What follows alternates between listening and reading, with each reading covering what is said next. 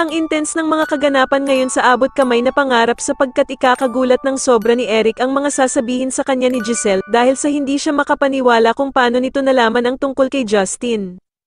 Dito nga matapos malaman ni Giselle ang katotohanan tungkol kay Justin dahil nga sa pag-imbestiga ni Kinito sa kanya ay galit na galit niyang kukumprontahin si Eric. Samantala ay ikaiinit naman ang dugo ni Doc Carlos nang malaman niya na kasama ng asawa niyang si Lynette si Doc Robert at pakiramdam nga nito na pinagtataksilan siya ng kanyang asawa. Ngunit kahit anong paliwanag naman ni Lynette kay Doc Carlos ay hindi siya pakikinggan ng kanyang asawa at mahahagisan pa nga siya nito ng baso na mag-iiwan sa kanya ng mga bubog. Kaya naman ay gulat na gulat si Lynette sa ginawa sa kanya ni Doc Carlos at dito nga ay puro dugo ang braso nito dahil sa mga bubog na tumama sa kanya. Sa kabilang banda naman ay muling babalik nga ang feelings nitong si Doc Robert kay Lynette dahil nga sa pagyakap nito sa kanya nang makaramdam nga ito ng sobrang takot.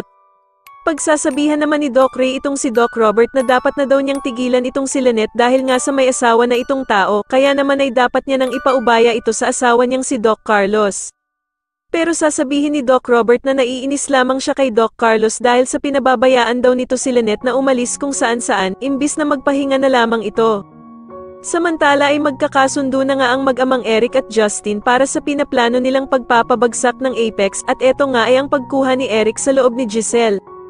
Dito nga ay plano nila na palaging magwawala si Justin at aawayin nito ang kanyang inang si Giselle at ipagtatanggol naman siya ni Eric laban sa anak niyang si Justin.